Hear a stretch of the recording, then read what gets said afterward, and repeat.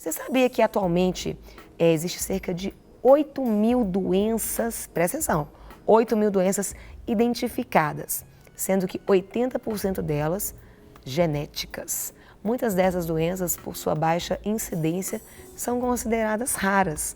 E é sobre esse assunto que eu converso agora com a médica geneticista Melissa Machado e a bióloga especialista em genética Fernanda Freire. Muito bom dia, queridas. Bom dia. Que bom ter Carol. vocês aqui conosco. A gente já estava conversando aqui muito antes, gente. Batendo papo, perguntando. Eu acho que é interessante a gente falar para as pessoas a área que cada uma mexe, porque médica geneticista, bióloga com especialização na genética. Conta um pouquinho de cada função para a gente falar sobre essas doenças raras, por favor. Fala da sua. Pois é, o geneticista é o médico que ele vai estar olhando as crianças que nascem com malformações, com síndromes, com, às vezes, deficiência cognitiva, Sim. né?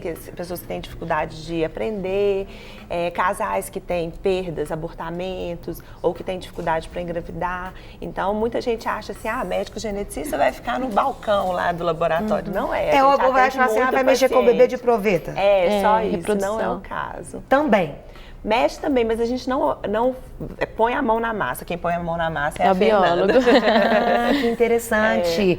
E, por exemplo, o médico geneticista, se tem algum problema no feto antes de nascer, ele trabalha com isso ou não? Existe uma possibilidade que chama diagnóstico genético pré-implantacional. Quando você faz um bebê de proveta, você consegue identificar algumas doenças, ou alguma doença que é da família, ou algumas alterações que nem são da família, mas que o neném tem, você consegue, o embrião na verdade, você consegue identificar aquilo e aí você consegue separar os embriões que estão saudáveis dos outros. Então, existe essa possibilidade, mas só quando é bebê de proveta. Entendi. Naturalmente, não.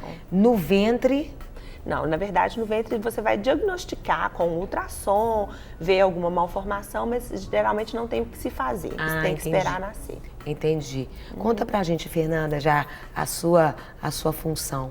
Então, Carol, eu sou bióloga e, como a Melissa disse, a função do biólogo, no meu caso, eu fiz mestrado, né, e doutorado nessa área, então em biologia molecular, que a gente fala, e genética, para tentar descobrir coisas no laboratório, em termos de pesquisa, né? Tanto do ponto de vista do diagnóstico quanto do tratamento. Então, a gente está correndo atrás aí de desenvolver testes, né, mais sensíveis, para procurar diagnosticar o mais precocemente possível essas malformações, essas síndromes e outras doenças também, né, que não são hereditárias, que são causadas por fatores externos. Então, a gente tem doenças autoimunes, câncer, né, leucemias. E aí eu até pergunto assim, doutora Melissa, essas doenças raras são tão raras mesmo? Ou nós que às vezes não temos esse contato e elas são muito comuns ou muito fáceis de acontecer? Não, elas são doenças raras porque o conceito de doença rara é que acomete uma pessoa a cada 2.000 da população. Entendi. Então é realmente raro. Mas aí, igual a gente estava conversando antes, para mim que estou num hospital de referência, que é o Hospital das Clínicas, né, da Faculdade de Medicina, que vejo muito paciente com isso, para mim as coisas às vezes não são tão raras assim. Entendi. Mas para a população em geral é realmente raro, é difícil de acontecer, é difícil de diagnosticar, quero dizer assim, porque muitos, por exemplo, mesmo médicos que têm formação em atender paciente, ver criança, muita criança, a gente não tem tanto contato com essas malformações ou essas doenças raras, então às vezes dificulta fazer diagnóstico, demora para fazer diagnóstico. Então, assim, para a população em geral é raro mesmo. E pelo fato de ser rara também a dificuldade de tratamento é maior? É uma luta. Como são doenças, igual você falou, 80% dessas doenças raras são genéticas, a maioria não tem, a grande maioria não vai ter um tratamento de cura, você tem um tratamento de melhora, né? Então, os tratamentos geralmente são tratamentos que são complicados, assim.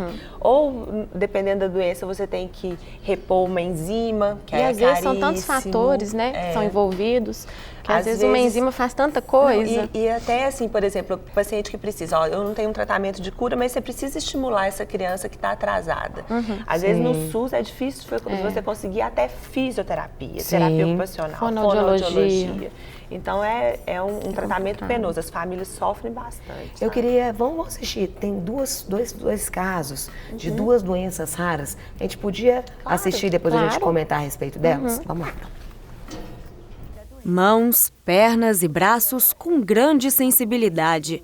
Esses são sintomas comuns para quem tem epidermólise bolhosa, uma doença pouco conhecida que afeta há 57 anos a vida da pensionista Cláudia Portela. Essas bolhas iam surgindo espontaneamente ou com algum trauma, né? Então, a única coisa que eles informaram para ela que ela teria que cuidar daquelas feridas, né? Aí, daí 3 meses que meu médico pediatra foi aos Estados Unidos, viu um caso semelhante e veio trazendo o nome da doença, epidermólise bolhosa. Ao longo dos anos, Cláudia passou por dezenas de cirurgias. Para conseguir se alimentar, ela foi submetida a uma técnica que dilata o esôfago. A alimentação tem que ser mais pastosa. Hoje eu como praticamente de tudo, mas assim, é mais pastosa, né? E carne, por exemplo, hoje eu como carne, o frango, mas tudo muito cozido, né? E então o que eu falo, a comida básica nossa, principalmente a minha, é mais feijão, aí põe um pouquinho de arroz, um pouquinho de verdura, né? E a carne bem cozidinha, nada de grão pode ser prejudicial, um ossinho de frango que às vezes você encontra em uma empadinha, eu tenho que comer com muito cuidado aquela empadinha. Peixe também é só filé que eu posso comer. Se tiver um espinho, é um estrago danado, né? Meu ragia é muito grande. O medo de passar a doença adiante e ver outra pessoa sofrer fez com que Cláudia tomasse uma decisão: não ter filhos. Foi uma escolha minha, porque a gente já sofre tanto, né? Passa tantas dificuldades, e você pensar que um outro ser humano pode nascer igual a você, porque é uma doença genética, né? Eu não quis por conta disso. Antes de Cláudia nascer, os pais dela tiveram uma filha que viveu apenas 1 mês. A menina apresentou sintomas parecidos com o de Cláudia, mas na época, em 1949, o diagnóstico era ainda mais difícil. Tatiane é mais um exemplo de quem sofre com doenças pouco conhecidas. Há 6 anos, ela foi diagnosticada com esclerose múltipla. Muito susto. Nossa, muito medo. Muito medo, porque eu nunca tinha ouvido falar da doença. Eu não sabia o que era esclerose múltipla.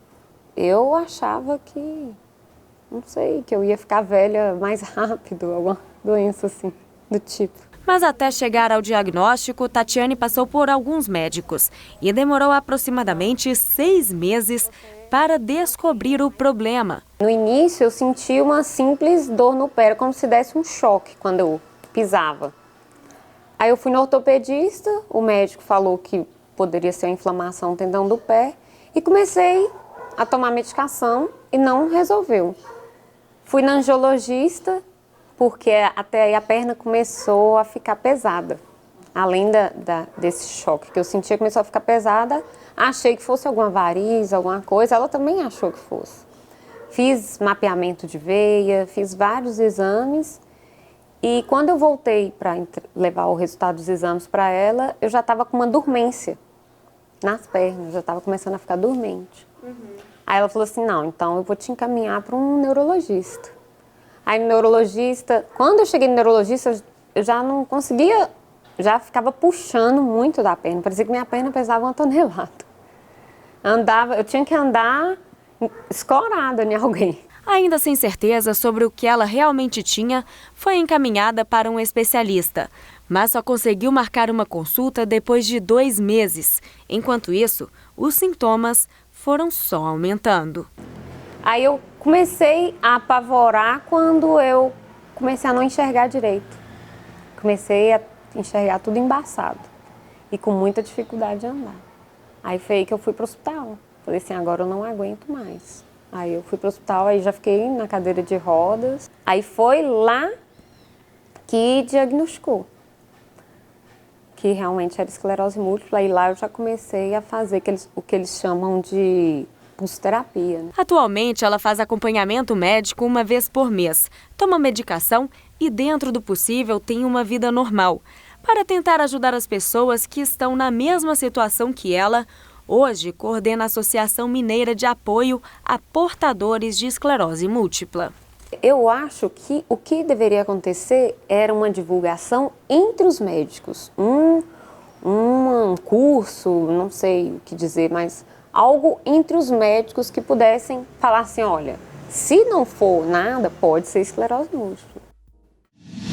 Para receber todas as novidades do canal, inscreva-se e se curtir o vídeo, clique em gostei. Aproveite para acompanhar a Rede Super nas redes sociais.